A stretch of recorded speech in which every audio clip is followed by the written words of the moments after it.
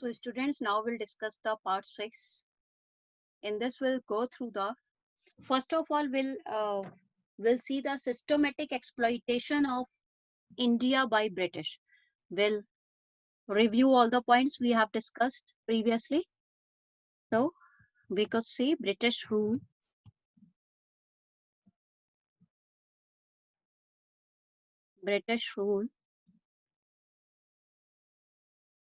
exploitation. What points we can write here? Number one, first of all, we could write here the various forms of exploitation by the British on the Indian economy can be broadly analyzed. Number one, India remained an agricultural country throughout the British period, and its agricultural sector remained totally backward. There was commercialization of agriculture to serve the interest of the British only. Okay, so here we could write first, India remained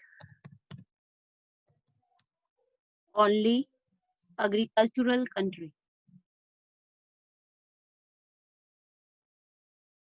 Agricultural country, though commercialization of agriculture took place, but all these serve the interest of commercialization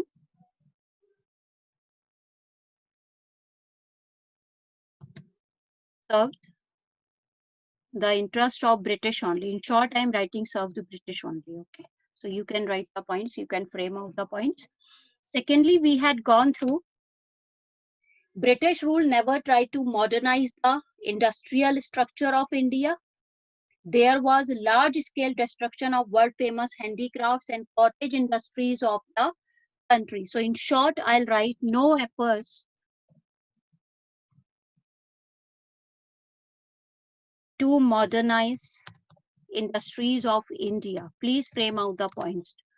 To modernize industries of India by British.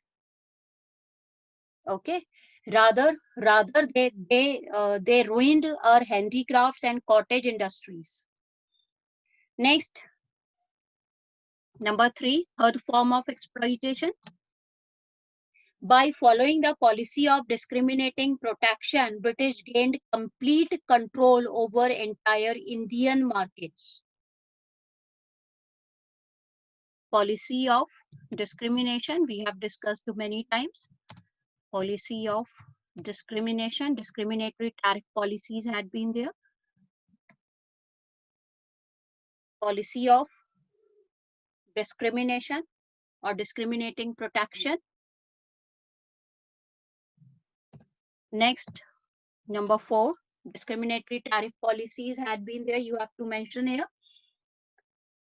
British transformed the Indian economy into a primary producing country, exporting only agricultural products or primary products, raw material necessary for industries in Britain, and importing finished goods from Britain. Exporter of primary products, we have discussed. Exporter of primary products, India became primary products, and importer of finished goods.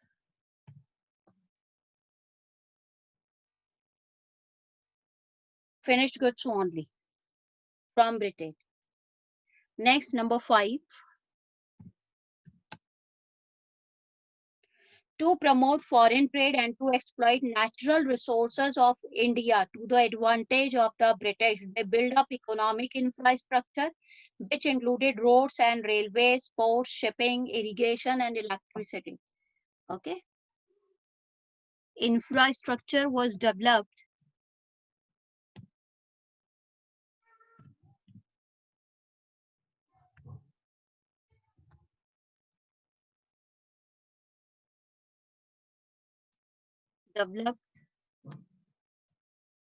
to fulfill interest of British only.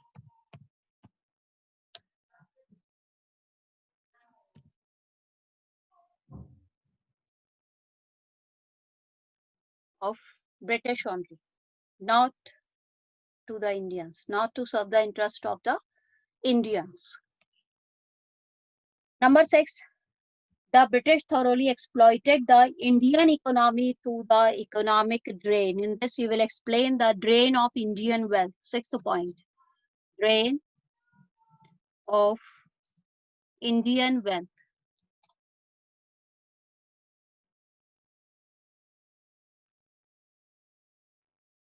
So due to all these combined factors, all these factors played an important role in large-scale poverty, stagnation and backwardness of the Indian economy, along with a huge drain of economic resources of the country to Britain. So that's why we could say that the British rule was a systematic exploitation of India. All these here, we would like to write down one note. All these led to, number 1, large scale poverty in India. Large scale poverty in India. Secondly, point B, stagnation and backwardness of Indian economy. Stagnation and backwardness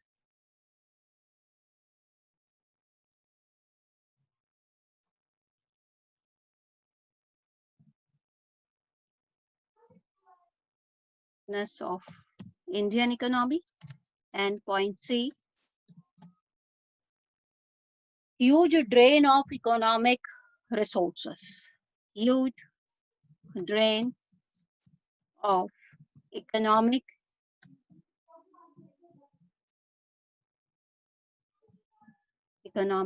resources to Britain. So we could say that this was a systematic exploitation. Now we come on the next topic. Though no doubt the British exploited Indians, but still some positive contributions could be seen. What were these? We'll go through that. We'll see some positive aspects also of the British rule. So next topic is positive contributions of British rule. Positive contributions or positive aspects. Positive contributions of British rule in India.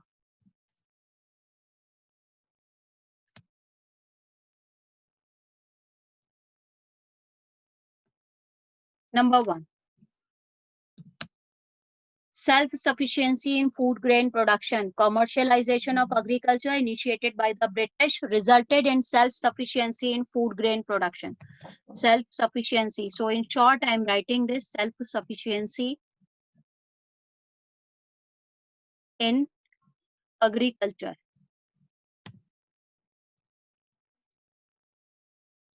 Food grain production, we could say, not in agriculture. Food grains production. So that you could frame out the points easily.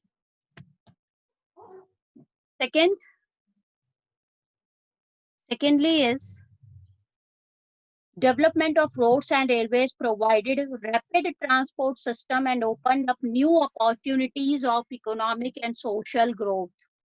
So we could say new opportunities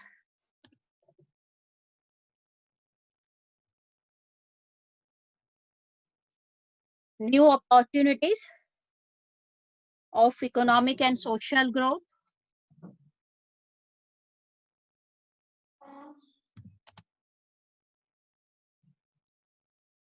And social growth due to better transport system. Better transport system. Number 3,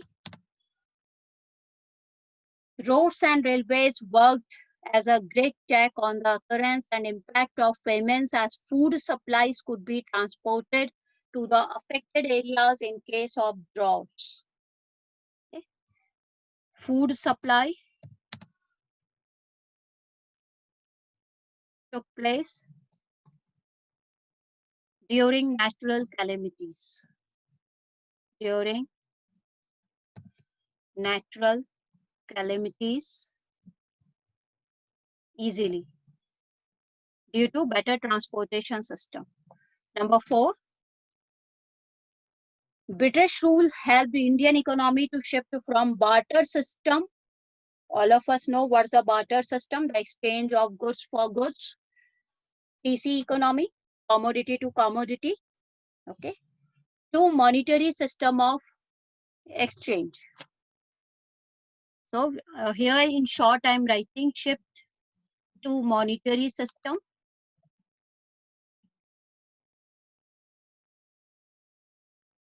from barter economy.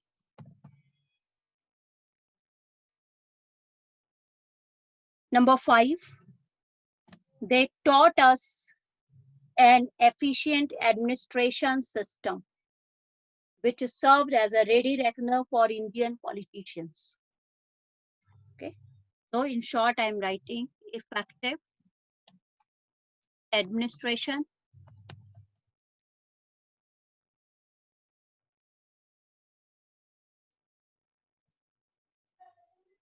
setup. So all these were the positive contributions of the British rule in India.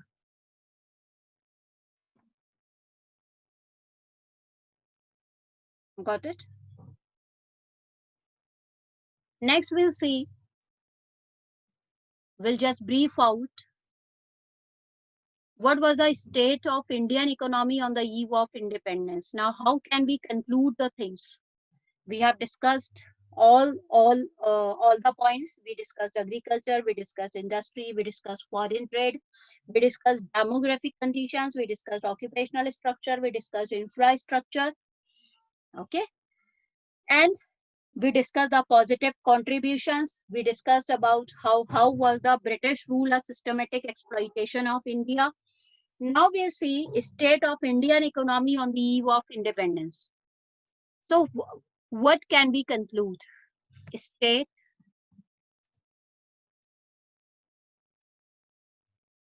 Indian economy on the eve of independence.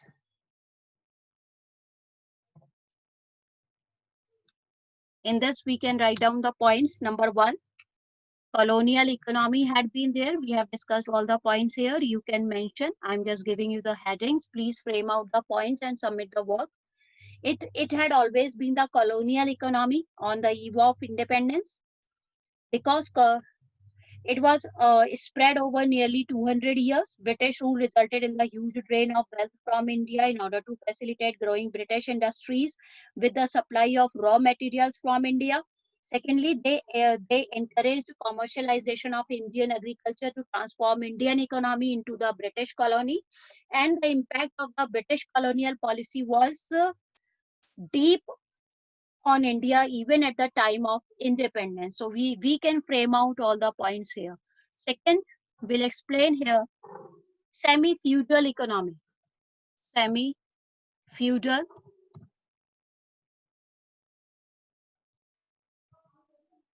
How can we say that this was the semi-feudal economy during the British period? So the British introduced the feudal system. Feudal system means the land settlement system gave birth to the feudal relations, landlord and tenant relations. The landlords used to charge very high rate of lagan and were very cruel to the cultivators. They had the concern only with that of their lagan. They were least concerned with the pathetic situations, with the pathetic conditions of the farmers. They needed the lagan on time from them every time. Introduction of capitalist system. The establishment of modern industries led to the creation of two classes, capitalists and laborers, and the gap was very widened between the rich and poor. Third, we can discuss here stagnant economy. We have given the points on this previously also. Again, I'm telling you. Stagnant economy. A stagnant economy is one which is growing at a very low rate. So on the eve of independence, Indian economy was stagnant as country's growth of aggregate real output during the first half of 20th century was less than 2% and growth in per capita output was only 0.5%. We have discussed all these in the first video. Please go through that. Number 4. So you can frame out the points. Number 4, backward economy. Backward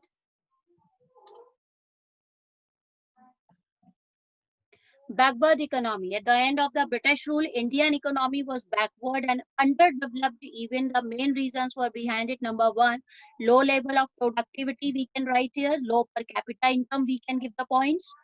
Traditional methods of agriculture, high birth and death rate, and the mass illiteracy. All these points we can mention here. We have discussed all these in detail. Please frame out the points and submit the work. Next, depleted or depreciated economy. Depleted or depreciated. Now question arises, what do we mean by depleted economy? Depleted economy refers to an economy where no arrangements have been made to replace the physical assets depreciated due to excessive use of the resources. We are using the resources excessively. So like this, the resources are always depreciated, but we are not making any efforts to replace them. It may be either the physical assets. Okay, so this is known as the depreciated or the depleted economy. British rulers did not make any arrangements to replace the depreciated physical assets, and they had left a seriously depleted economy to India.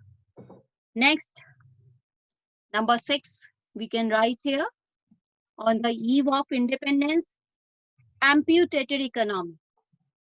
Amputated economy. What do we mean by this? The British policy of divide and rule always promoted the discrimination between the various groups on the basis of either religion, caste, language, cultures, etc. Consequently, on the eve of independence, country was geographically divided into the two parts. These were India and Pakistan. I hope all of you are very much aware.